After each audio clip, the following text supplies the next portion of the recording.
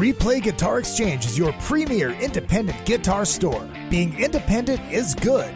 With all of the major brands, including new, vintage, and pre-owned, you can find the guitar, bass, amp, or accessory you are dreaming of. From vintage to the newest models, Replay Guitar Exchange can help you find that perfect piece. They have industry veteran expert staff, all players like you down to the owner. You aren't just getting a great guitar, you're getting the Replay difference. Find them online at replayguitar.com and find your dream guitar today.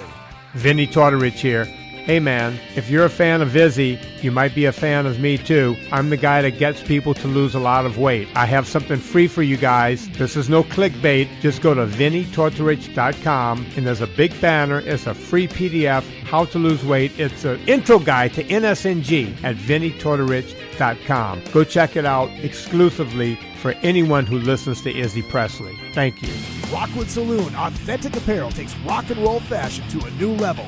With their tees and tanks for men and women. They also make custom shirts, jackets, vests, pants, hoodies, beanies, and more. The Rockwood Graphics Department can design anything from your logo, t-shirt design, promo posters, band swag, and printed at great prices. From tour shirts and custom stage gear to killer threads for the street to the stage, Rockwood Saloon has it all. Rockwood Saloon, authentic rock and roll apparel for stage and street. World tour tested for quality, comfort, style, and durability. Check them out at www.rockwoodsaloon.com. That's rockwoodsaloon.com. Hi, this is Bobby Brown, and welcome to another fucking podcast. You kids with your loud music and your Dan Fogelberg, your Zima, hula hoops, and Pac-Man video games, don't you see?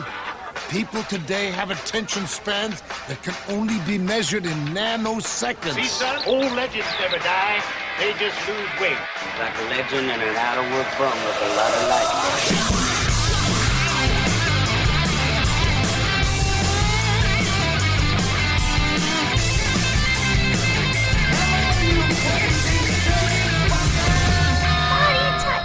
Yes, it is party time. Hello, Hollywood. Hello, world. And hello, my loyal minions. It is good to see you. And it's always good to be seeing Izzy Presley back on another fucking podcast. It's been a couple weeks, been off for the cruises, and now I am back full-fledged.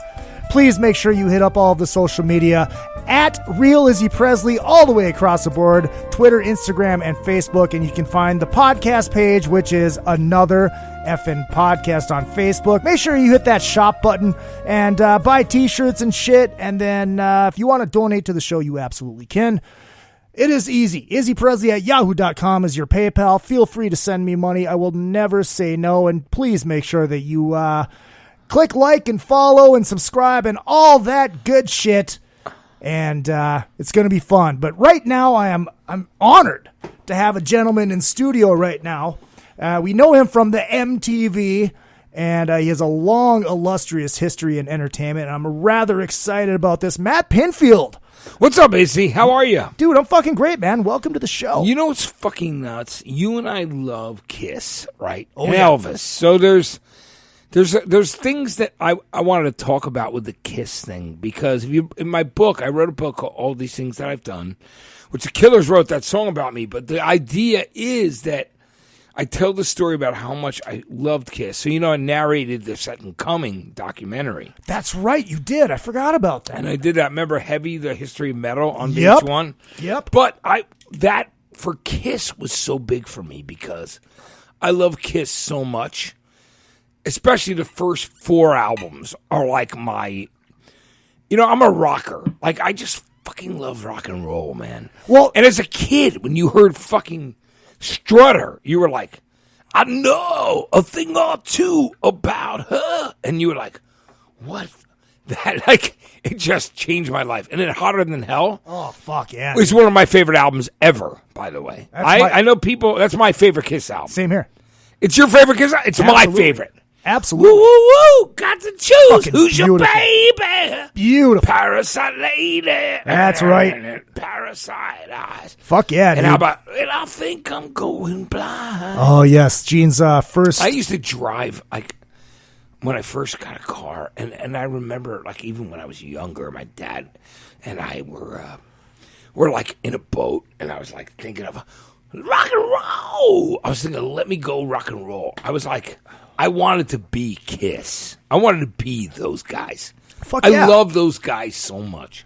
So can you imagine, like, do you know the story, like, how nobody at MTV believed in them about Alex Coletti and Roger?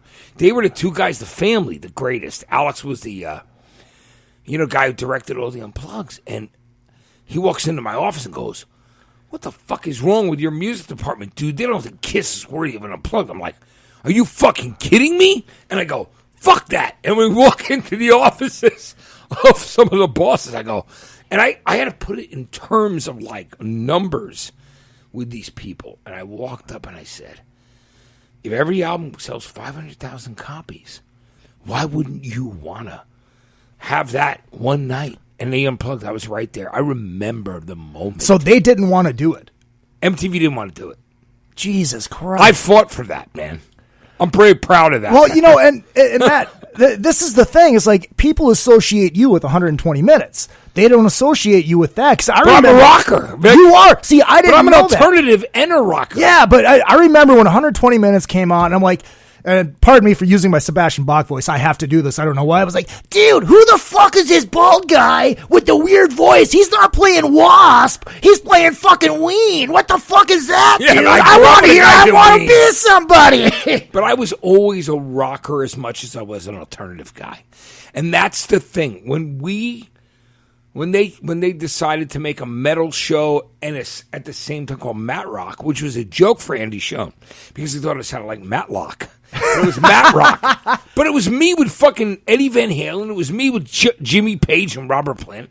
It was me with fucking every cool metal guy because I was a metal guy too. I mean, you have to understand that if you loved rock and roll like I did, then you loved alternative in that era as much as you loved fucking metal, like or just like bands with fucking guys.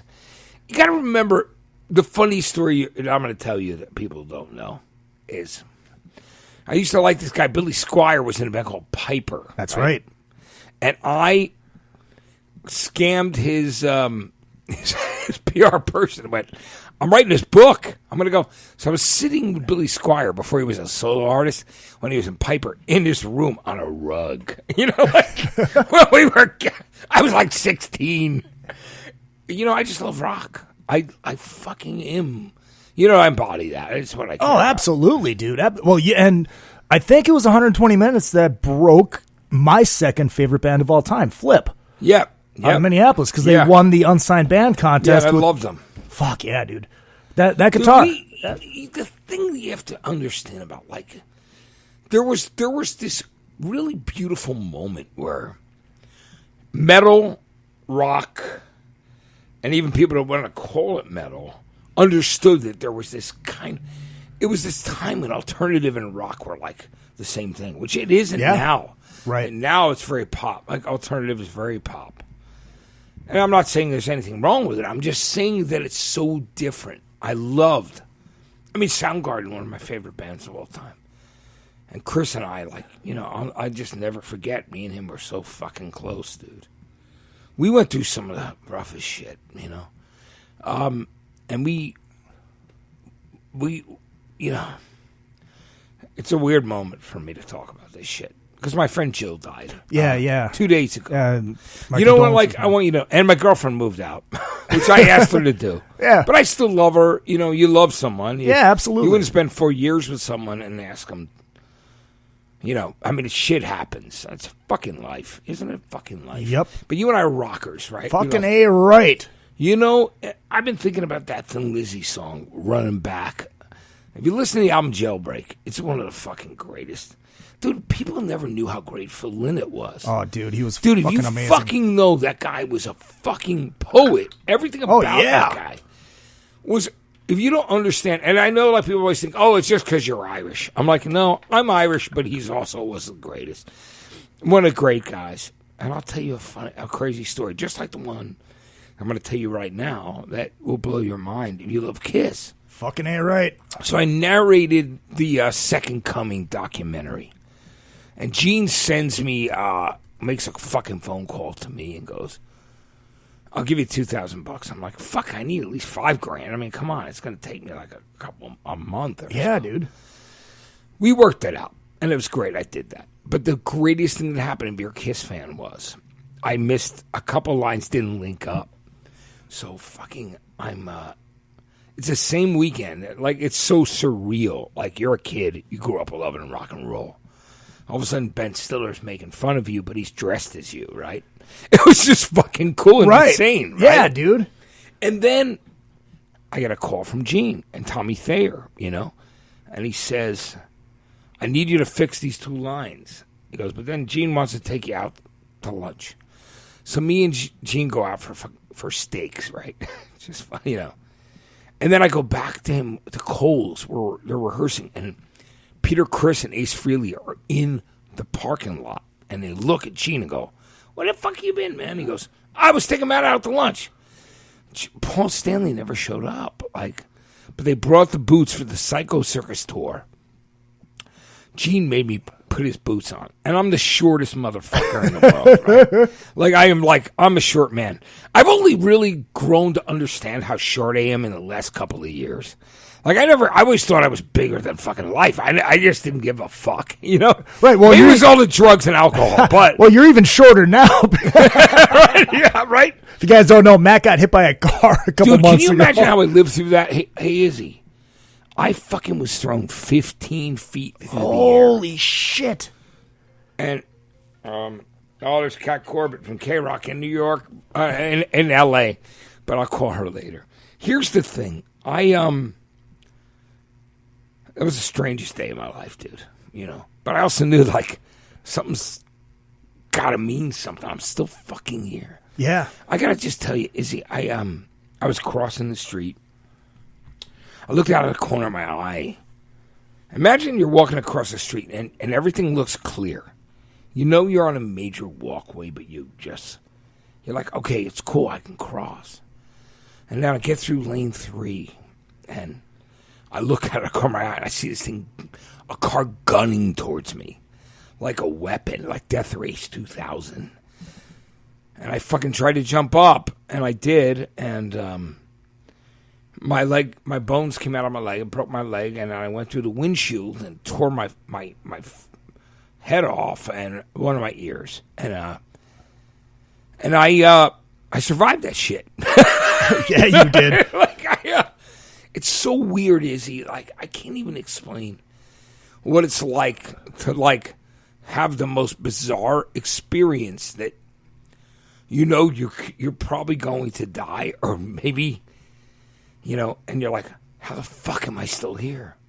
And I fucking went through her windshield with my head, and I bounced off of the car. The only thing I remember, because I was conscious for the whole thing, was seeing my body spinning off the hood of a car. And it was so weird because you were totally out of control. You had no control over your body. You're fucking spinning off the fucking hood of a car. It's the weirdest fucking feeling in the world. I like, where am I going next? Was it like slow motion? I mean, it was the weirdest fucking thing. I can't even explain it except to say how fucking I just felt like, there was no control over where my life. I was going to be dead. I really believed I was going to be dead. So I was thrown 15 feet. I landed on this fucking sidewalk. You want to hear something funny? The only thing that survived was my fucking iPhone. usually that's the first thing that fucking breaks. Yeah, right. And my head fucking exploded. Right. And there I am. But I'm good, man. And That's good. I survived. So my whole thing is, going back about the Kiss thing was, my favorite Kiss story is, I loved Kiss so much that I'm sitting there and Gene looks at me and makes me put on his boots, right? And I'm this short, fucking little bald motherfucker, and Gene's like, I almost trip and break my fucking ankle in Gene's Love Gun boots, right? Yeah, He goes to me, he goes, imagine walking around those 2.5 hours a night. It was the greatest line ever. And then he goes to me, I walk up and I'm looking at the set list for the Psycho Circus tour. I go, wow, man, you got a lot of songs I fucking loved growing up, man. And he goes, you like that list? I go, yeah. He goes, yeah, I used to sing these in my bands when I was a kid growing up. And he goes, you want to have a go? That was the greatest line ever. Gene Simmons said to me, you want to have a go? So you got to sing with Kiss at rehearsal. I sang Rock Bottom, Oh! 100,000 Years, Oh! and Do You Love Me? Oh! Dude, can you imagine? I sang with Kiss. With Gene, Peter, and Ace. Yeah, and I went, I can't wait a day. I don't care what you say. And I did that. When you hit rock bottom and you're there to stay. And then I did.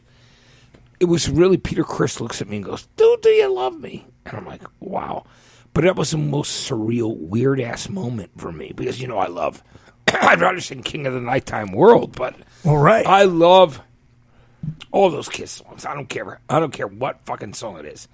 Kiss was my childhood journey. What was, you remember your first Kiss memory? Oh, I do. I'll tell you how I remember it. I bought Hotter Than Hell. And I told Gene and Paul this funny story. I go, that record sounds like you turned on an air conditioner. And he looks at me and goes, dude, we didn't know what we were doing. We just had Kenny Kerner and Richie Wise producing our first 2 albums. But it sounded so nasty and so beautiful at the same time. I agree. Like, got to choose when you hear the intro of that fucking record. You're like, and it's fucking incredible. And then Parasite's one of my fucking everything about those records. Dude, fucking Strange Ways. One of these days you'll push me all the way. Oh, dude, that is the diamond in the rough on that record. Dude, I love that song. Dude, I love them. And I love the thing that me and Gene agreed on. That I think influenced the entire 80s hair metal life. Was that Gene and Paul were listening to Slade and T-Rex and Bowie. Yeah. And early Queen and Bebop Deluxe. And these records are they were 2 minutes, 3 minutes long. Yeah. But it was the idea that the beauty of a fucking pop song and a rock song was still fucking playing a song that was 2.5, 3 minutes long. And but you could say it all in that short period of time. Oh, I know. It's why Goodbye to Jane by Slade is one of my favorite things of all time. Because Slade were I loved them because we were all. I'm an ugly motherfucker, and I love all the bands that were ugly too. And I don't care how much. I don't care how much fucking makeup you had to put on, but we were ugly. We're ugly motherfuckers. But I love fucking Kiss, and I love Slade. I love these bands. But a song like Goodbye to Jane, losing Quiet Riot was he never liked Slade. It's so funny. Kevin. Story. Kevin. I love Kevin very much. Kevin was a beautiful dude, man. I love that guy. Fucking dude, me and him we would talk about rock. Sweet fucking T-Rex. The shit that I fucking Kiss. The shit I love, We would talk about it. When he died, it fucking really it was a heartbreaking moment for me, And Mental Health was great. The record was great, but it wasn't so funny that I learned to love and respect so much of the people that loved what I loved years later. I understood because I was the alternative guy too. That? Yeah, and I love that, and I'm grateful. And I was kind of angry about shit for a long time, but I go back and I look at those guys and I love them all. Me and CC DeVille, we did a lot of stupid shit together. We did a lot of drugs. For some reason, that doesn't shock me. We snorted more cocaine, and we were fucking insane. But we loved each other, Yeah, yeah. But we all loved Kiss, Stars, Piper, Bowie, T-Rex, fucking all the Angel. How much do you think Paul, and I realized this when I was watching Born to Boogie and watching the live stuff on the second DVD of Born to Boogie, watching Mark Bolan live with the head scratch. I'm like, how much do you think Paul inadvertently stole from Mark Bolan. You know what?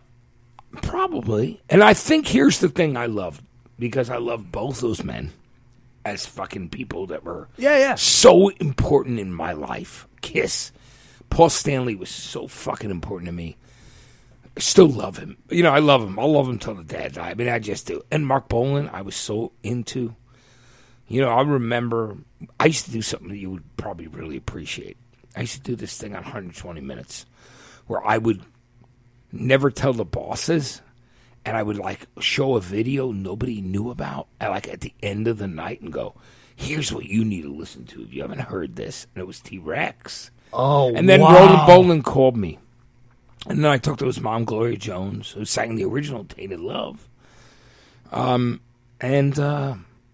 That was a beautiful thing. Yes, I think definitely. But you could not love Mark Bolan, you know.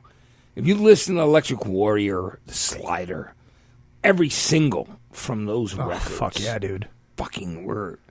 Because T-Rex is so big to me. And I think it was, you want to hear something? When I felt like I was kind of a little retarded last night. Well, I'm retarded anyway. Well, yeah, me too. A guy like me is fucking retarded for life. Too much That's drugs, too much alcohol, too much rock and roll. That's why we get along. Dude, there was Jack Daniels and cocaine. That was all of it. But last night when I saw the footage of Nikki Sixx as a kid rip into fucking Solid Gold Easy Action by T-Rex in that show, it's so weird. I couldn't stop myself from going, hey, like fucking, like, dude. So how? Like, and everybody else is looking at me going, yeah, okay, like, but I can't stop moving to T-Rex. You know what I mean? Yeah. So you were at the premiere last night. Unfortunately, I was not able to go. But how was it? I mean, what'd you think of the movie? I love the movie. I love the movie. Maybe reappreciate Vince in a way. And I understand. He's always been so cool. I mean, look, I love Tommy and Nikki, and I am friends. Have always been. Mick, I always knew was like the older guy, but he was also so fucking cool. He's really he was a backbone of Motley Crue. Oh, absolutely. Fucking love him, you know? I think watching that movie hit me in so many ways. It actually hit me so emotionally. Watching Vince lose Skylar, his daughter, and knowing that, like, when Razzle died from Hanoi Rocks, anybody in that band could have been the guy driving that car. Oh, absolutely. I mean, you know, it could have been me. It could have been anyone. So I can't hold that against Vince, you know? I understand what it's like to be like this, like, fucking, you're maniacs, you know? I'm lucky to be alive. Like that story of me almost dying. Yeah, absolutely. But I will tell you, Izzy, I watch that, maybe have a new, like, appreciation for Vince, like, more than anything else. But I mean, because we always, he and I get along great. We always have. But watching, I think the actors are so good in that. I don't give a fuck what anybody says. I love Tom Zutaut too, and he's my buddy. And like at the end of the movie, like they kind of make him look. He's so much smarter than the movie makes him look like. Like Tom's a good dude. He signed Guns N' Roses and Motley Crue. Yeah. I mean, how the fuck? I mean, you know, I love him. He's my brother. You know, he's my friend. And I did A&R, so I know what it's like. But he was cool, and I know they got to kind of have the record company thing. And he was kind of, I think Tom was all right with them making it like almost comedy.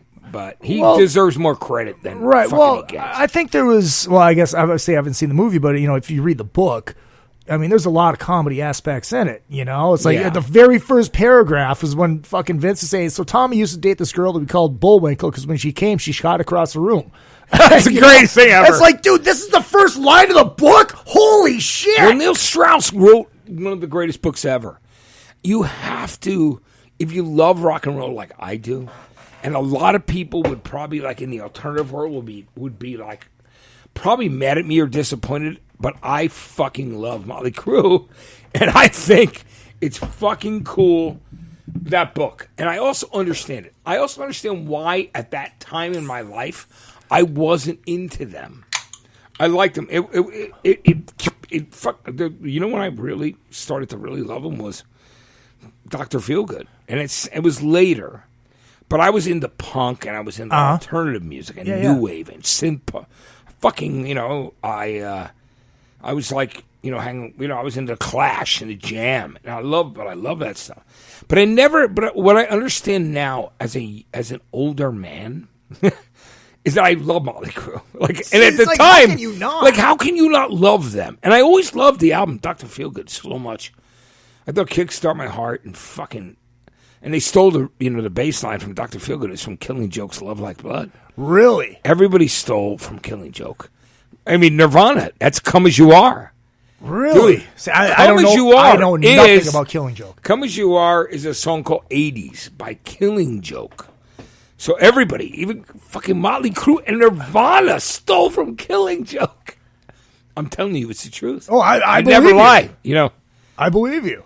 But I still love those guys. I mean, I watched that movie last night, and I know about my friendship with Tommy Lee and my friendship with Nikki, and I fucking a lot of it, we're just different in different worlds. But Yeah. I still love them so much. And I watched that movie, and it fucking really, really, it hit me in some kind of crazy way, Well, I love the fact that you're saying that, it makes you really appreciate Vince, because I think Vince is the one that gets shit on the most. And Oh, I know. He pissed some people off, I know. He got punched out one time when he was, doing that, Formula One, Oh, yeah. And as somebody I know, he was being a bit of a dick to some people I know. And one guy punched him out. But I back him. I love Vince. I don't care. I love him. I don't give a shit. My thing is that everybody makes dumb mistakes. Oh, God, yeah. Everybody Absolutely. fucking goes through shit that you can't fucking... You're going to apologize for, but you can't sometimes explain away in your life. And Vince been through that. But he's a good guy. I mean, he's always been a friend to me. I mean, I love those Crew dudes. So going to last night was so fucking weird for me. Because my friend just died, and then my girlfriend I just split up with, right? Mm-hmm. So fucking, watching that movie and understanding where Nikki came from, he and I have always had these conversations. And, Tommy was the fucking coolest to me ever. I have a friend in Florida, right, who's a musician who's been in, Puddle Mud and, the Biscuit guys and stuff, and he loved Tommy so much. And I remember on that final tour, I texted Tommy. My friend goes, "Can you get me 6 tickets?" I go, "Are you fucking high?" 6 fucking tickets? You kidding me? I go, but maybe Jacksonville's okay, right? Yeah, Jacksonville's a little bit different than He's in L.A., man, right? Yeah. So I text Tommy, and Tommy writes back to me. I go, "Dude, I'll pay for him. I don't care. It's my friend's birthday. And Tommy just texts me back and goes, "No pay, no way, dude. I got you Dude, covered. That's awesome. I got you covered." And that's the Crew to me. That's fucking killer. That fucking Tommy and Nikki and fucking Vince and Mick are fucking good dudes, man. And we all love the same rock growing up. We just loved T-Rex, Bowie, fucking Sweet, Slade. I just love riff rock. Yeah, dude. I love shit that, if it's a great riff and you can fucking go there. But and that's the funny thing about me, because I have this really interesting dichotomy, this thing about me that is alternative yet still rock and metal. Yeah, yeah, exactly. Not many motherfuckers can say that. No, they're not. It's usually, dude, it's fucking metal or nothing. But I'm both. No, you're both. Well, it's funny because I saw that Crew final tour, and I saw it the last night. It was New Year's Eve at the Staples Center. Yeah. But how I went, I posted that afternoon. I'm like, this sucks. I'm probably the only person I know that is not going to see the Crew on this fucking tour, and it's the last night. My phone rings. It's Stevie Rochelle. It's like, dude, I saw your post. I'm the same way. Do you want to go? I'm like, dude, I can't afford it. He's like, dude, I found tickets for $30 on StubHub. It's on me. Let's go. That's so great, I'm like, man. dude, that's awesome. And Stevie gets a fucking bad rap from a lot of people. I fucking love Stevie. Too. I like Stevie too. And you know what, man? That last tour, that cruise shows were fucking great, man. And Alice was opening, man. Yeah. And Alice Cooper's another one of my idols. I love that man. I love him as a person. I love those records. Fucking love it to death. Killer, School's Out, $1 Billion Babies. Those records are fucking. You can't fuck with them, dude. They're fucking amazing, dude. It's rock. Yeah. It's my shit. You know? Yeah, dude. Like, I just I mean they. It's and I want to also say this: Aerosmith. Oh, dude. Fucking. If you don't talk, Aerosmith are fucking another one of the most important bands ever. I agree. If you don't love Aerosmith, then I got a problem with you because, and I get it, maybe you don't, but you gotta fucking love that first record with Dream On had the bluesed out shit, and then Get Your Wings was fucking. Train Kept a Rollin' and Same Old Song and Dance, and Toys in the Attic is one of the greatest rock and roll records ever. These guys, and they were like doing their own thing. It was not a blueprint. They had their own right, deal. exactly. They and had then vibes. Rocks was so nasty sounding. You listen to Back in the Saddle and you go, "Fuck, it's so dirty." Oh, I know, dude. Fucking, that was as punk as it gets. Well, dude, it's like you listen to those bands in the 70s and you had Aerosmith. That's my shit. Aerosmith had their way. Cheap Trick sounded like fucking Cheap Trick. Nobody sounded like each other. It's like everybody had their fucking vibe and they all had their own thing. It's like nowadays. In Color is one of my favorite albums. Dude, have you listened to the Down Down out of my head? I'm assuming you've heard the Big Eyes. Yeah, the Albini one when they re-recorded it. Oh, dude, it's like that's the one I listened to. Yeah, that's just fucking. Well, you know sick. what's so weird for them? They told me this. Like Rick Nielsen and I had these conversations. I love Cheap Trick so much, right? I love them, and they know I love them. And me and fucking Robin have had some rough, like crazy fun nights out. Not rough nights, just fun nights. Dude, you can't sing like that motherfucking guy. No. He still sings fucking unbelievably.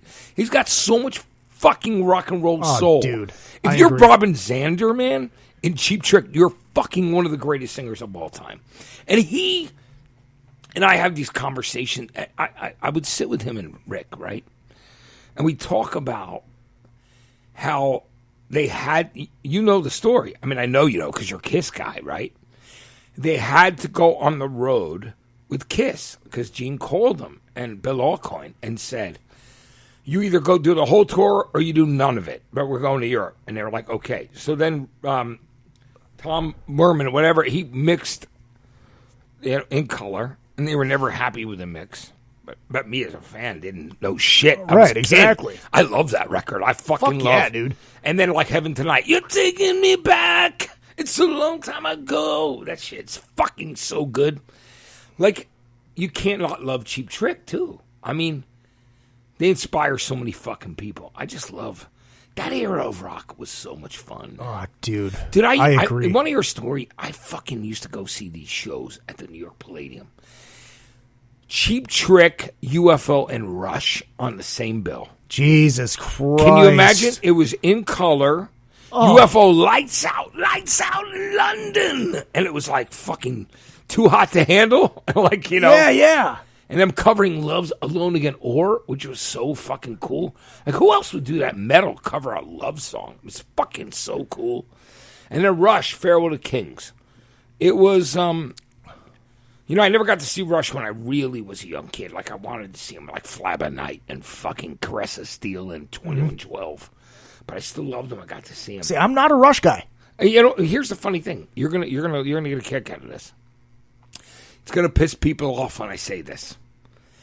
I love Rush when they had 4-minute songs. It's like the Grateful Dead. I don't want to hear 20-minute fucking jams. Yep. I'm sorry. Yep. I know it pisses people off. Well, but Fly By Night is my favorite Rush album because I think it was the first. No, I know it was the first when Neil Peart wrote all the words. But when you hear a song like Fly By Night, it's like still fucking it resonated with me since I was like 12. But as they got more prog, and I like some prog, I kind of like wasn't as into them. And a lot of people go, "Fuck you, man," but fuck them because I don't give a shit. Well, yeah, and I like Priest. I saw Priest with Angel. And fucking, how about this, Bill? Stars, because I love this band called Stars. Yeah.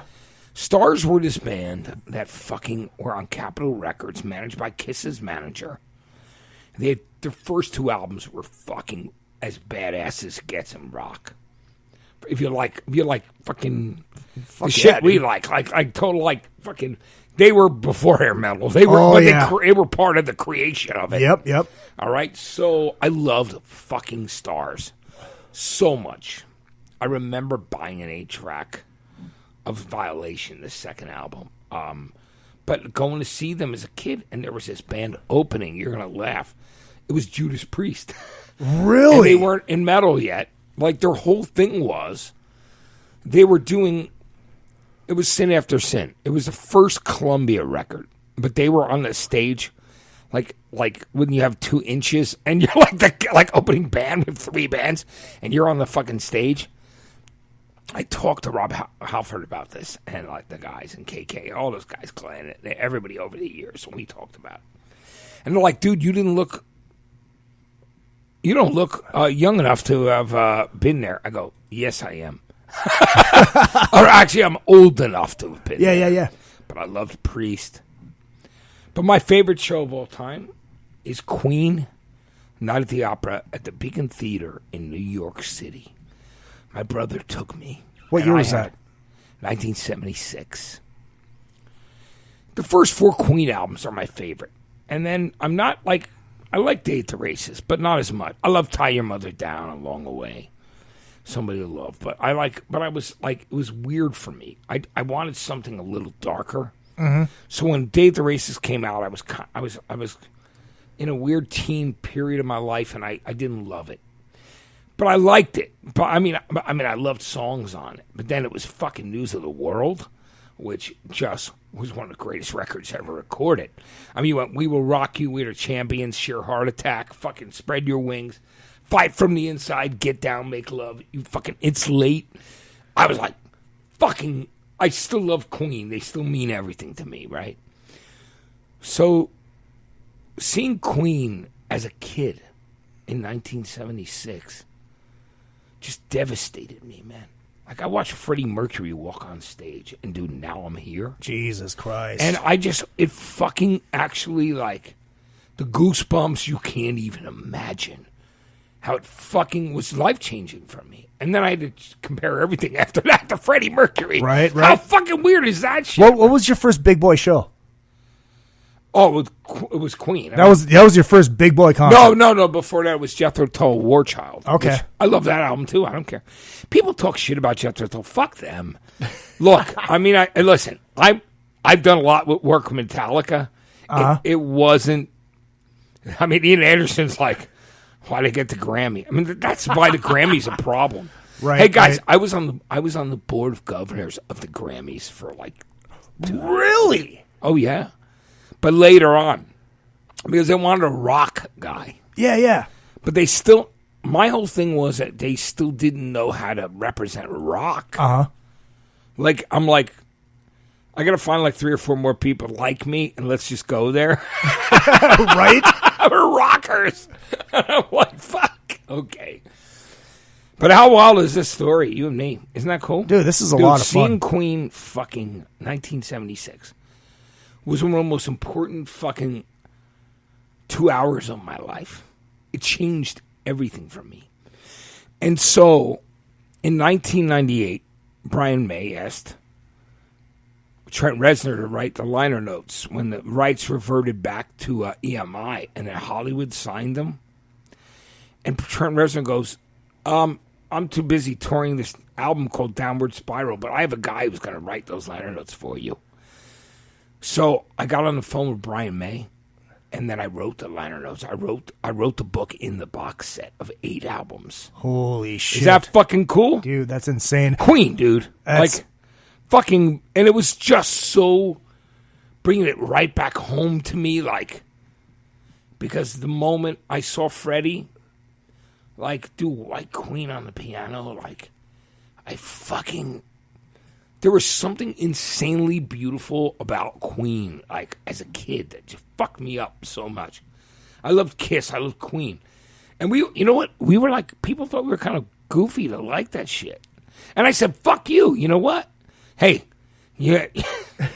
Yeah, right? But how funny is that shit later? Dude, it's unbelievable. Here's what we're going to do, Matt. We're going to take a short little break, and I'm going to tell you my first Big Boy concert. All right. And then when we come back, more with Matt Pinfield. This is a lot of fun. Before we go, though, please make sure you check out Beater Amplification, you guitar players out there. BEETER, badass rock and roll tone.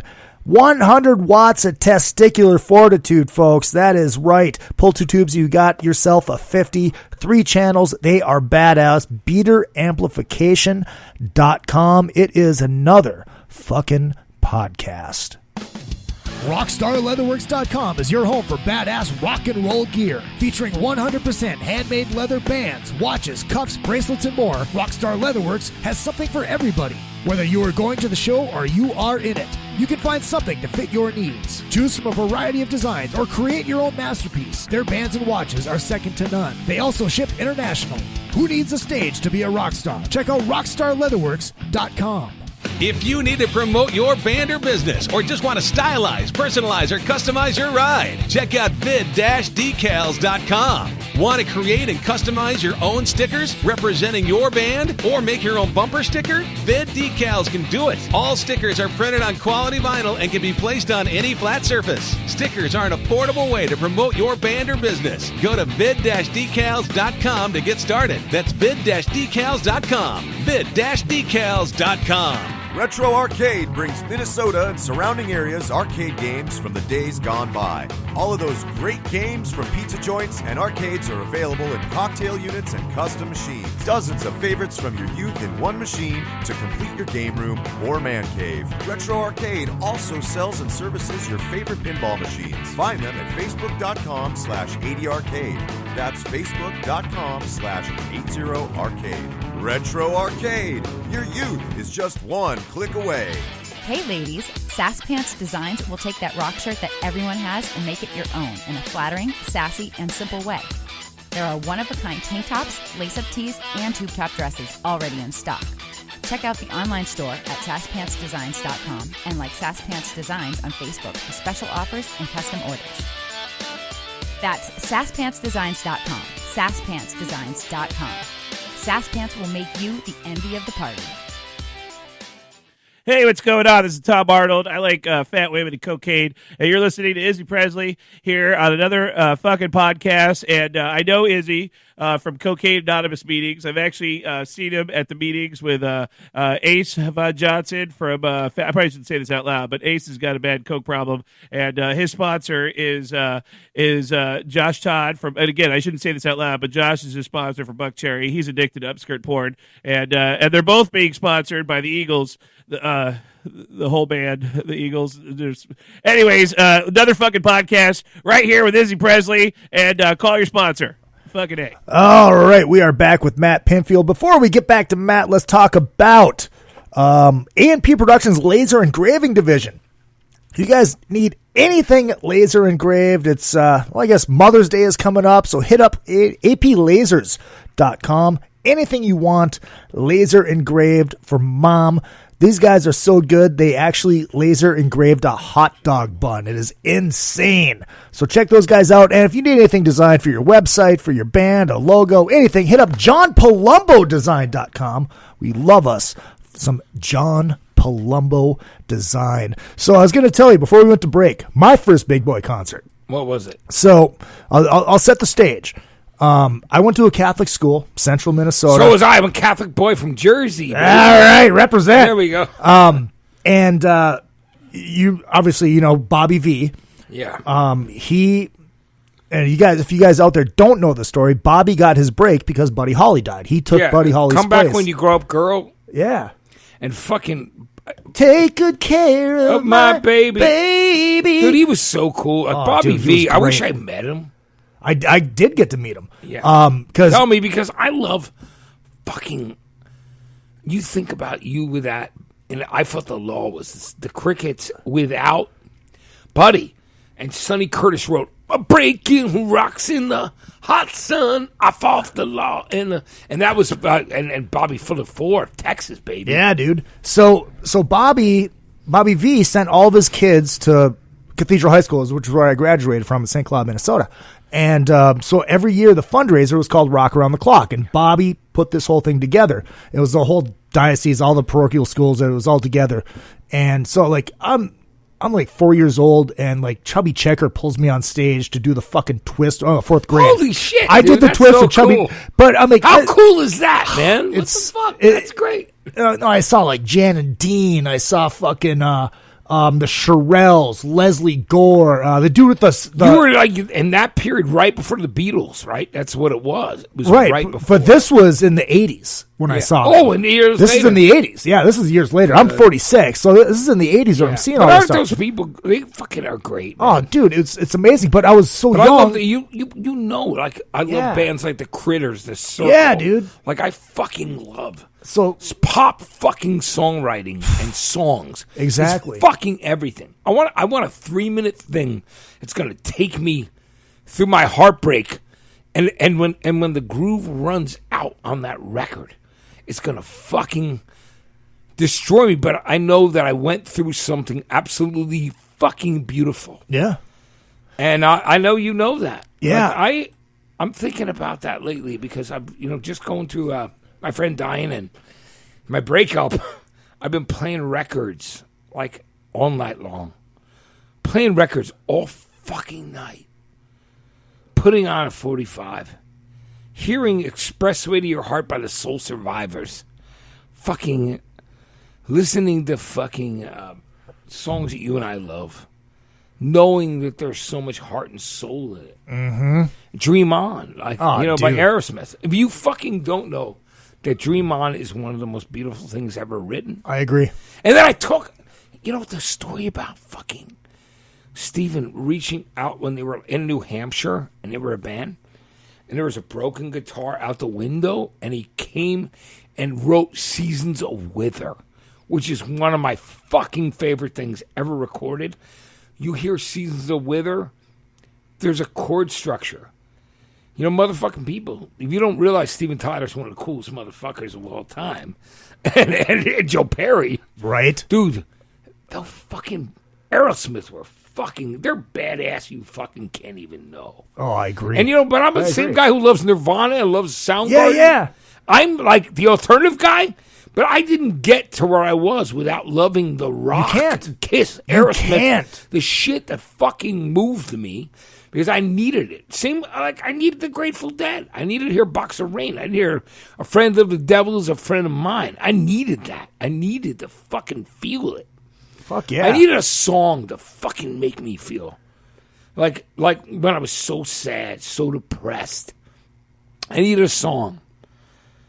Like Elvis, what's funny? There's a guy he's got like a syndicated radio show. This great guy, Rich Russo. He's my buddy from Jersey, and he works with little Steven and Bruce, right? But he always plays for me on my birthday. Hard Knocks by Elvis from Rouse. Wow, he plays it every year. That's digging deep, dude. Some love kids it. born with a silver spoon. I guess I was born a little too soon. Hard Knocks. That was when I walked a million miles, I bet, tired and hungry and cold and wet. I heard that lonesome whistle blow. New York City down to Mexico.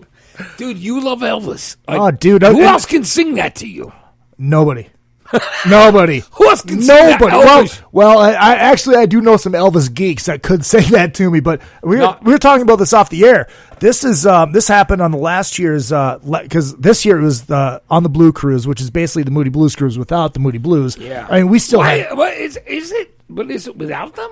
Yeah, because it's not just the Moody Blues. It's just because Justin Hayward or any of them. Yeah, Justin was there. Justin was there. Dude, Tony Visconti loves him so much. And Tony produced, all the T-Rex recordings. And he used to tell me I would go in the studio at like fucking 3 a.m.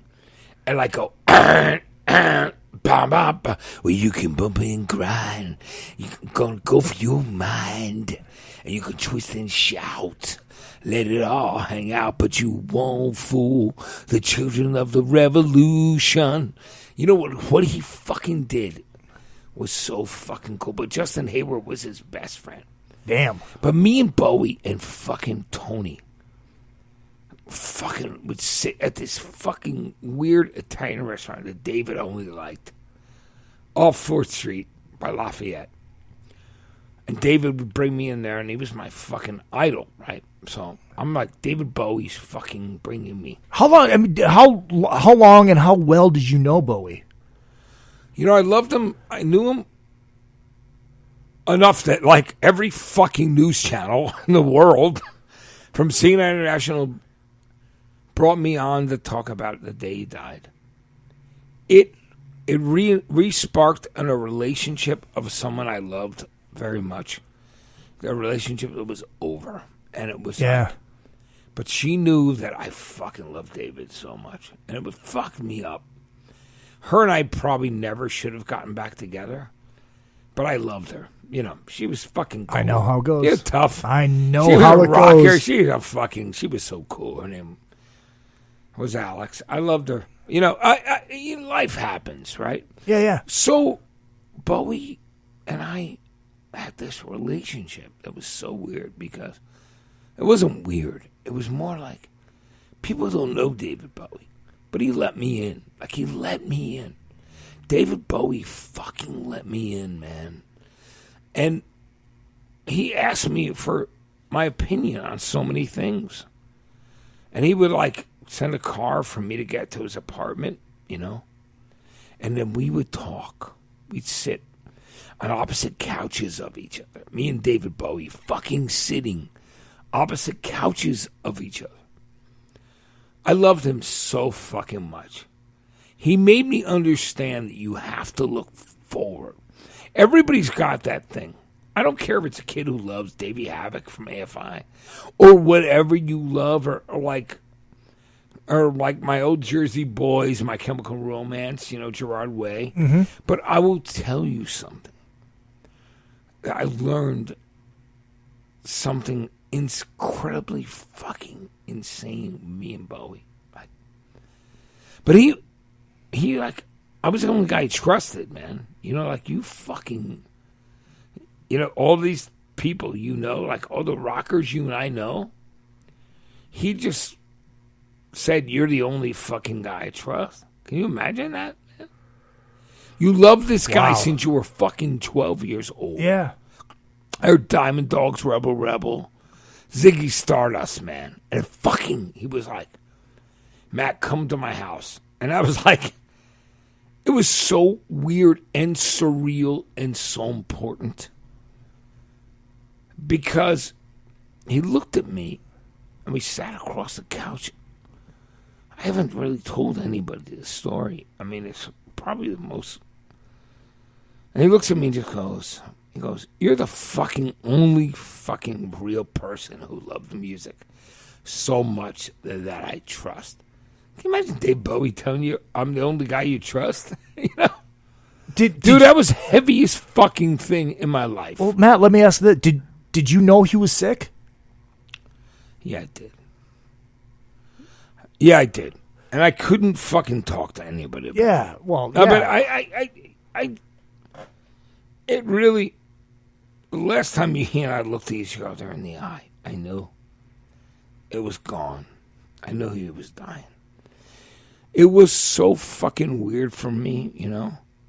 I'm looking at this guy that I fucking loved. He made me, in my opinion, David Bowie made me who I am. Like, as much as Crew, Kiss, everybody, right? Yeah. We love. But David looked me in the eye and he walked away. And it was fucking the most insane moment that I still have to live with. He looked me in the eye. And it fucking destroyed me in my own way. But I also know he was like telling me, is like, fucking just take it, brother. He loved me, like, very much. David Bowie loves me. Like, he was fucking, he thought I was a fucking funniest. Him and Lou Reed, they loved me. Like, I fucking was, because I looked at music as, what else can we do? What else can we do? Whatever your experience is, whatever your fucking moment is, can you walk? Can you go through this thing, you know? I mean, you know, I've been talking about this. My girlfriend left yesterday, and my best friend died. Fucking, you know, how weird is life, right? I mean, but I'm fucking, you know, I'm not gonna go away. No, God, no. I hope not. I just fucking met you like 2 months ago. And how about you and me fucking running a fucking... If I was thrown 15 feet in the air, a young girl, they call all of them the Diamond Dogs. Like, you know what I mean? No. Hey, well, Halloween Jack is a real cool cat, and he lives on top of Manhattan Chase. The elevator's broke, so he slides down a rope up to the streets below. Oh, Tarzan, go man, go. Fucking Bowie was a fucking cool. How did you meet Bowie? I met him when I went to work for MTV, and I was such a fan of his. I was like, I knew when I listened to Ziggy Stardust and Hunky Dory that I loved this fucking man. I just loved, when you listen to 5 Years, the first fucking song on fucking Ziggy Stardust, you know that there's something fucking just, it's called observation of your life. There was so much beauty in what David did, you know? Isn't that funny that he and I became friends? I know. Is that insane? I can't even imagine. I mean, there's two people I consider my heroes in music. It's Richie Kotzen and Ace Frehley. Right. And I got to interview Ace, and I know Richie, which is, so that's one thing. Because I know Richie, and Richie knows me, and we're kind of quote-unquote friends, whatever. I mean, we're not bros, but we're friends. But I got to interview Ace once on the phone. And I loved him. You know what's crazy? With that night that we sang, I looked, Ace was on the left side of me. Gene was on the right. Peter was behind me. And I wanted to do Coming Home. And then Ace looks at me and goes, I don't remember it. That doesn't shock me. Right? I go, it's been a month or two since I've been sleeping with you. I'm coming home again. I've been to East and West, but baby, I love best the road that leads to you. Oh, girl, it seems the whole wide world seems to say, that fucking song. It's a great fucking tune. Coming Home is like, I think it's like a Beatles song. Oh, yeah. I fucking think it's Kiss's fucking beautiful moment, dude. Well, those first three Coming records. Home fucking rips me up. The first three records, the Beatles' influence on those first three records is insane. But Gene always told me, he looked at me and went, we fucking listened to the British. Oh, It's yeah. all about the Brits. So it was so fucking weird for me. But can you imagine? Seem to say hotels all look the same. They seem to drive me insane, but I can get away. And then I receive a call that tells me that'll be all, and then I hop a plane. Ah, yeah. Off, girl. It seems the whole wide world seems to say. Dude, it's fucking, I'm so rock. You know me. Like, dude, Kiss fucking is like.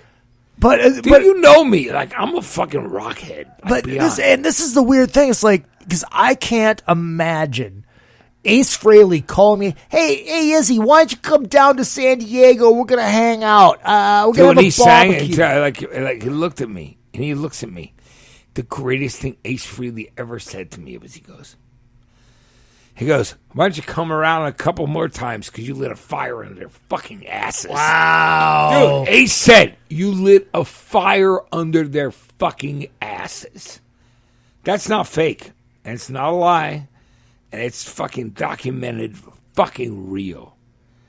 Oh, girl, it seems the whole wide world. I'm coming home to you. Well, here's as Kiss geeks, here's the hot button fucking thing. How do you feel about Tommy and Eric in that makeup? I love Tommy. I don't give a shit what anybody says. I don't know. It's so hard for me to talk about it. I mean, Eddie and I at Trunk are like Jersey boys. Yeah. Ed's one of my bros. And I love him so much. Yeah. You know, I love Eddie. Eddie is like my fucking... You know, me and Eddie and Jim Florentine and fucking Don Jameson, we're all Jersey fucked up. I know. We're all Jersey boys. We're all metal fucking hard rock. We're metal guys. I know. And you know I'm a metal guy. Isn't it funny that you have me on and like I'm really a metal guy who loves, but also loves Radiohead and Nirvana? Yeah, it's weird. It's like because everybody knows you as 120 Minutes guy. It's like, yeah, but I was a metalhead fucking before. Dude, that's that. awesome. Priest fucking... I mean, everything. I mean, I'm a metal fucking rocker. How well did you know Lem? My Lem story is really hard for me because, you know, I love Lem. You know, we always had a joke going on. Lemmy and I used to sit on the corner of the fucking bar. And I would ask him, I go, what did you like? Before Hawkwind and Silver Machine, he and I had this fucking story about. There's something people will never, ever, ever know that he told me. He knew that when fucking Deep Purple fucking did Hush and Kentucky Woman, he goes, it's making a fucking way for me, mate. Making a way for me. Deep Purple were fucking great. Oh, you don't love dude. Deep Purple, go fuck yourself. Fucking Highway Star is one of the greatest fucking things I've ever heard in my life. I agree. If you fucking don't love Highway Star, I'm Made in Japan, even better than I'm Machine Head. That fucking live version, Richie Blackmore fucking ripping it fucking in the... See, I'm a Thin Lizzy head, you know. Absolutely. You're wearing a fucking Thin Lizzy shirt right now, which is amazing. Well, because I will never, ever... I got to represent Phil. Absolutely. I got to represent fucking... Also people that have double leads. Oh, guys my God. play double fucking leads. Still in love with you? Are you fucking kidding me? Dude, one of the greatest songs ever. I sent a message to someone in my past, and I put, I'm still in love with you. It's so hard. It's so hard, dude. Dude, but how Preaching to would you the hear choir, that? brother. Dude, but how about that fucking double lead? Oh. Do we know, like, there's a idea of how you fucking love rock and roll, but the double leads were so fucking good. When two guitarists can fucking be, Dude, there's like 4 songs I don't think give a of. fuck if you're Wishbone Ash, you're fucking like, right? Yeah. You and I know. I know. It's Dude, metal, dude. There's 4 songs I think of when I think of double lead. It's Still in Love with You, it's Hotel California, it's Detroit Rock City, and it's and it's fucking Freebird. Yeah. Oh, dude, I fucking love it. You know what, man? How cool is it? Like, so my daughter was born in Jacksonville, and Ronnie's family has been such a part of my family. Her daughter babysat Maya. Oh, wow. Yeah, dude. My Skinnerd connection's pretty heavy, right? Isn't it funny? I think Freebird is the greatest song ever written. I do too. Personally. That record, pronounced Leonard Skinnerd, is one of the greatest things ever fucking recorded. The first Skinnerd album is fucking not only Southern rock, it's just rock. Oh, it is. Absolutely. It's the fucking most beautiful record ever. I Ain't the One into Tuesday's Gone with the Wind. Oh, you fucking, like, and then you're going down to Give Me 3 Steps. And Simple Man. Simple Man. Tell me, God. Tell me that's not the greatest shit ever recorded. I love rock so much, and that's how funny is that I've been so close to the Skinner family, and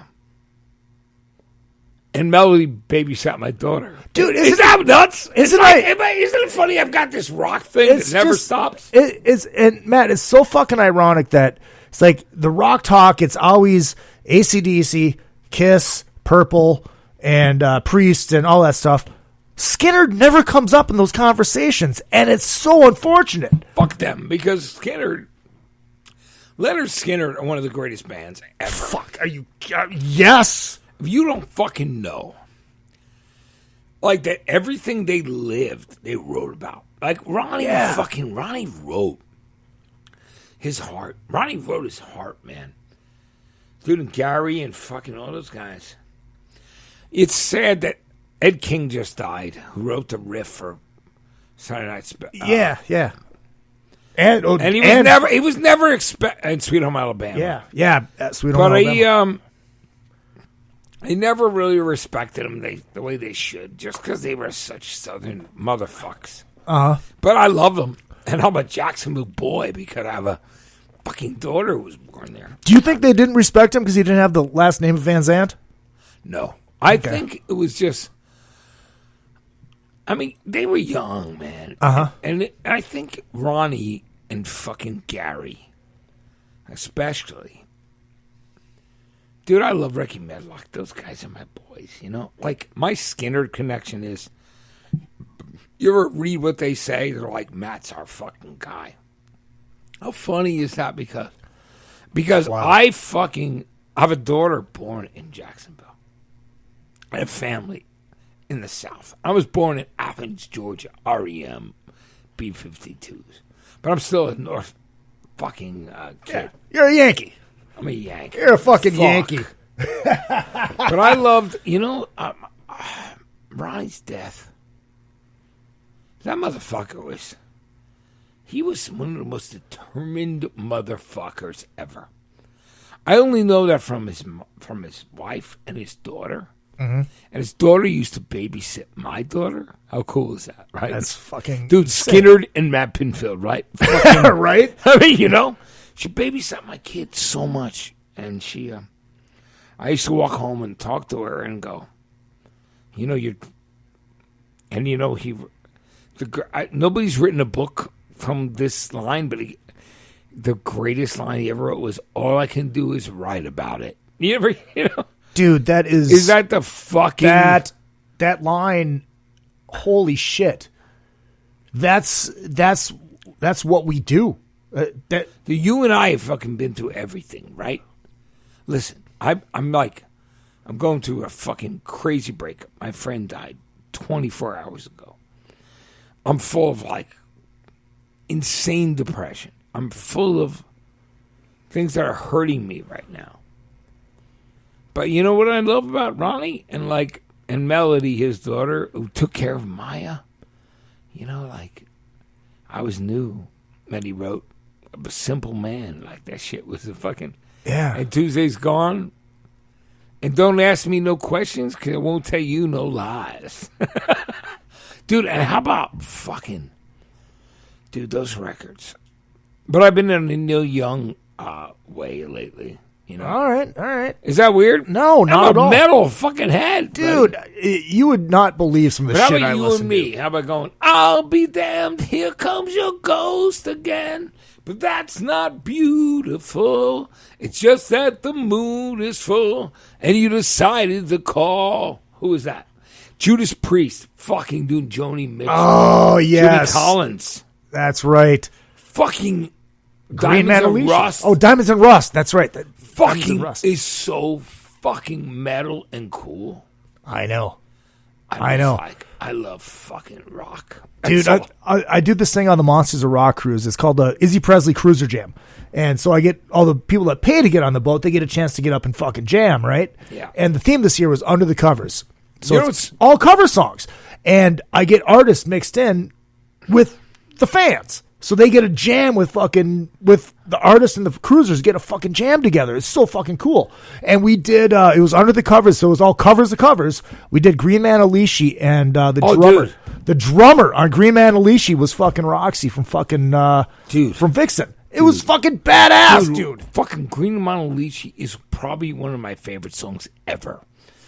Because it's fucking what I knew when I left New Jersey and I came to California in San Francisco.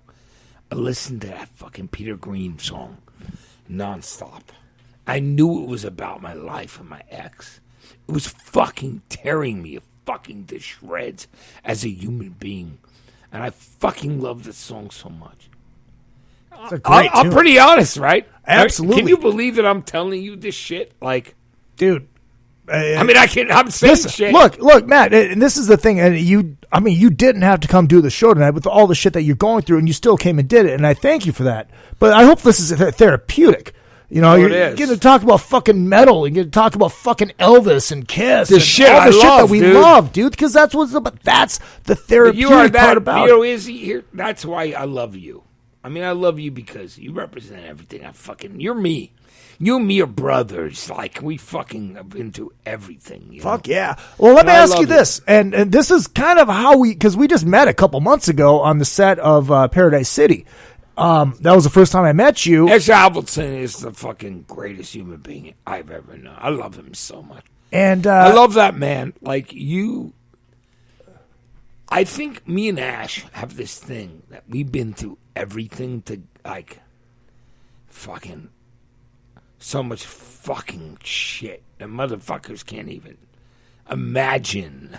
I sat with his mom at the Rainbow one night. I love her. She was fucking great. She was great. But, so, you are now, it's not happening yet, but it's on the way to happening, is Hit Parader. Yeah, me and Ash are recreating Hit Parader in the biggest way ever. What we're going to do is, because me and Ash love that fucking magazine so much, we used to buy it every month. Me and Ash used to fucking live for that. We loved fucking rock magazines. It was the only way we could find out about our heroes. We fucking wanted to, like, it was the way you fucking knew you loved the bands you loved. Yeah. And even if it was like 10 minutes of an interview. So me and Ash want to recreate something really great together. And we're brothers, and I love Ash. It's really weird right now. Brother, I'm sorry. That shit's going to be the best thing in the world. I'm saying this to you right now. Can you believe funny. Went through a breakup. My friend died. It's a weird 24 hours. Yeah, absolutely. But me and Ash, though, by the way, Hit Parader's going to be the fucking coolest thing ever. He and I have the most... If you don't know how brilliant Ash is. Ash is one of the smartest men I've met in my last 40 years alive. I love him so much. He's got the understanding that you have to fucking do something really fucking real. Yeah. You know, and like make something of it. Sorry. I mean, I know. You're looking at me like I'm kind of... No, dude, I'm listening. I'm intrigued by this whole Hit Parader Albertson thing. and I are going to relaunch Hit Parader together, and we're going to do something fucking insane and great. It's going to be entertainment in a different way, but it's going to be great for young people to find new music that's metal, hard rock, alternative. It's going to be the fucking best. Dude, I love him. Dude, can you imagine? Like, I came here with you today. I could have laid fucking in my bed, depressed over my best friend dying, my girlfriend leaving. But you know what I said? I go, you better fucking get up. You're going to fucking show up, motherfucker. And I'm glad you did, man. I really am. You better show up for everything. That's right. That is right. Life is not fucking, not rehearsal. I'm going to say this, and I'll remind you about this later when we get closer to when Hit Parader's coming back. I'm still in that 80s fucking I'm an 80s boy, too. Yeah, so Metal Edge and Hit Parader. Do you and all realize, that like, when I saw Nikki and I last night, Tommy and I and Nikki had a very, very different relationship and friendship. But I love them so fucking much. So when I watched that movie, I love those fucking two guys so much. And in my own way, I looked at them and went, I fucking love you, brothers. We've been through everything. Me and the crew, boys. We've fucking been through everything. Fucking imaginable, And I love them so much. Isn't that funny? I just didn't get to say that before. Yeah, it's... Sorry. Dude, it's all good, man. Dude, Tommy Lee and fucking Nitty Six are my fucking bros. I love them. And I fucking... You know what? we're the guys who fucking survived the rock. We're still here. Fuck the rest. We're still here. Well, I heard them talking tonight because they're on with Trunk on the Hair Nation Live thing at the Rainbow, and they're like, we watched this and like, God, I feel sorry for the kids nowadays because they didn't get to live this. Dude, you know? We were so nuts. We were crazy. And I think what they understand about that is Eddie didn't live through that either. People love Eddie very much, you know. But we were crazy fuckers.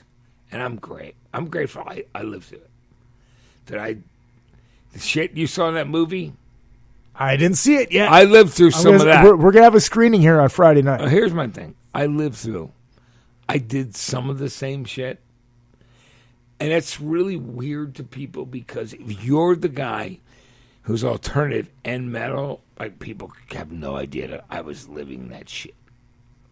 But I'm grateful. I'm alive. And we are home. Matt, we are grateful that you're alive. And I tell you what, man, we're going to wrap this up because I'm going to go to the Rainbow. You want to go to the Rainbow? Maybe. Yeah. You want to go? Fuck it. Let's go. Hold on. Only if the guys are there. I don't know if they still will be. I'm not sure. I call Eddie and I'm doing my all my shit with SiriusXM. You are on SiriusXM. I didn't know that. Yeah, I'm on volume and I'm on. Oh, okay. Lithium. Yeah, I'm like the old grunge guy, and I love it. That's all right. I love that music, dude. Let me tell you something. I needed that to be a part of my life. Yeah, absolutely. When Nirvana, that was my shit, dude.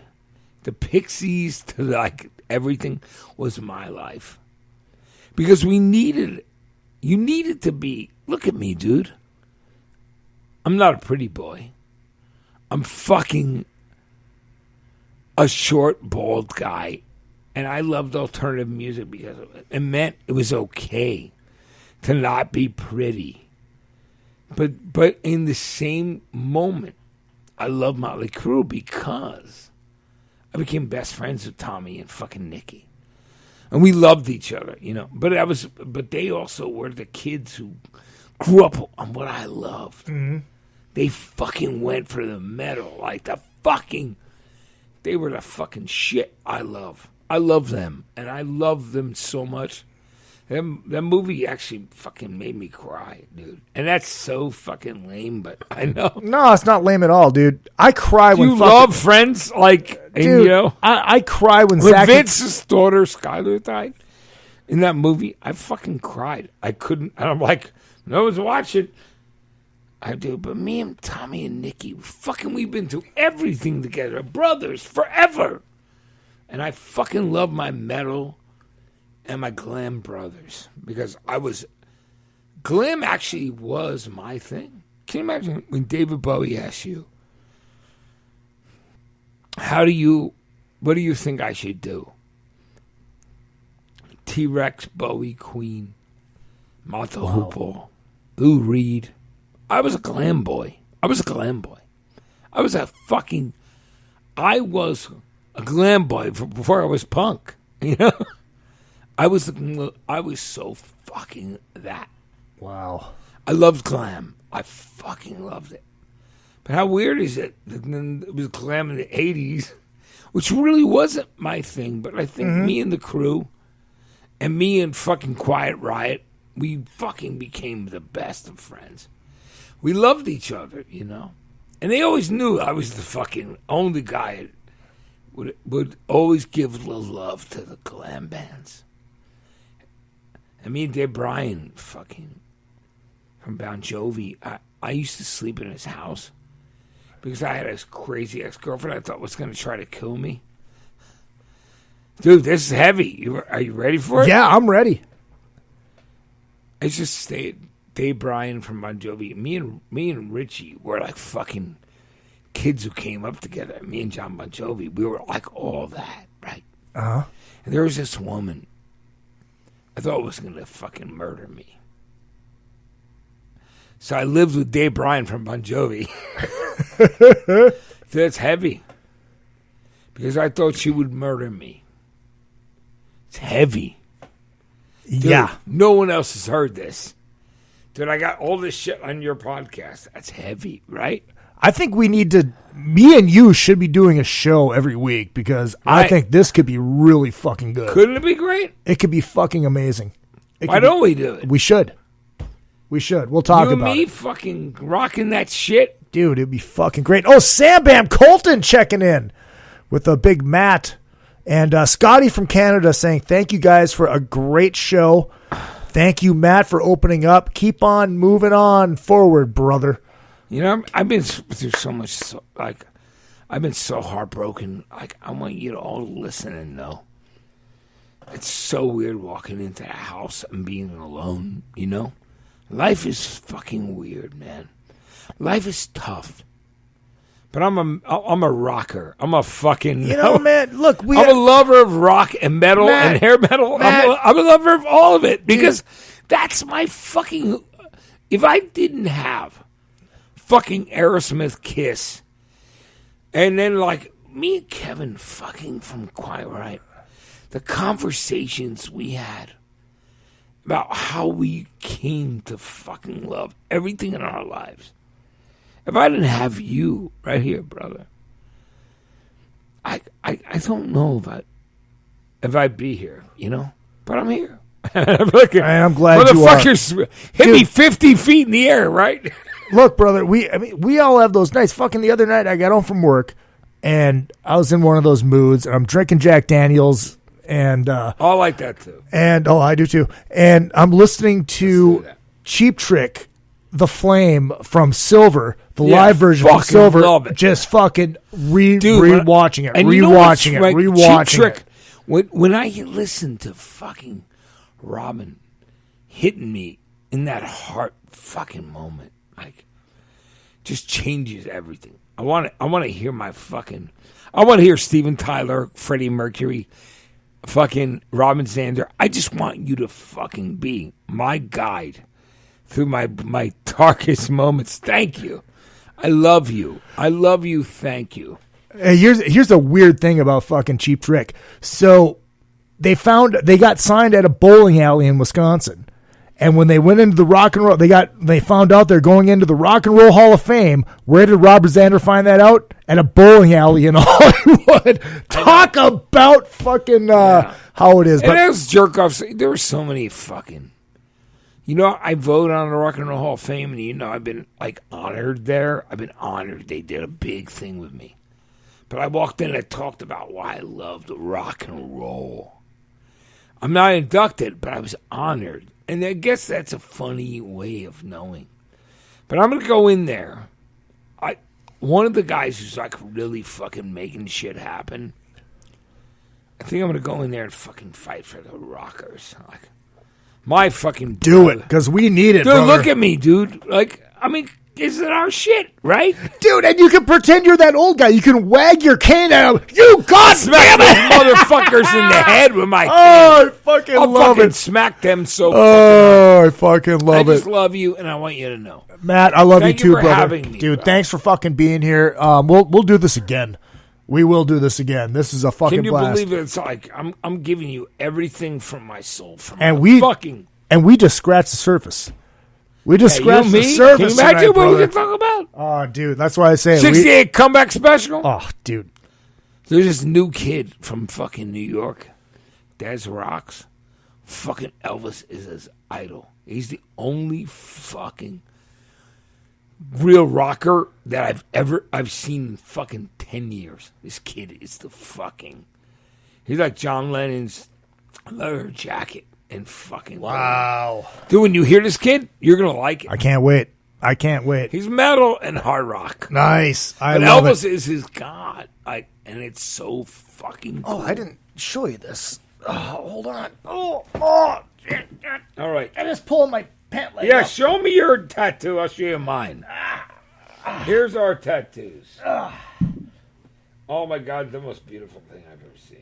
I want to let you know. I love you, and I fucking love Elvis Presley. I fucking want the world to know that Elvis Presley is the most important thing that ever fucking happened to my life. I love him. A lot of people's lives. Matt, we're going to wrap this up. I want to see your tattoo and other stuff. That sounded bad. So anyways, we'll be back next week, and I think I'm going to have Joe Lester from the Motley Inc. band and love you, bro. and the Atomic Punks. I love you too. And the singer Van Halen, baby. The singer from Motley Inc. too, and we're going to be talking about the Motley Crue movie next week. Even more talk about the Motley Crue movie. Let me hit my Kiss Black Diamond live outro music. Ooh, Black Diamond. Matt Pinfield. Matt, if people want to find you online, where they can find you? I'm at Matt Pinfield, and I'm at Matthew Pinfield on Instagram. So weird. Dude stole all my fucking identity. Just sucks my balls. That sucks. But at Matt Pinfield on Twitter and at Matthew Pinfield on Instagram. There you go. I love you. Take it. Come see me. And when can we expect stuff from Hit Parader? When you see what me and Ash are going to do, actually, we're going to launch something huge. It's great. I can't wait. And then I'm doing a movie. I'm going to shoot the remake of fucking DOA with John fucking... I want to be in it. We'll talk. Yeah. I want to be in it. Because I do more than background work, my friend. Let's do it, man. Fuck yeah. Matt Pinfield, everybody. My name is Izzy Presley. We will see you next week. And starting a new show next Monday, too, via this network. So stay tuned for that. So next Tuesday, I think we have Joe Lester and the singer from Motley Inc. talking about the Motley Crue movie.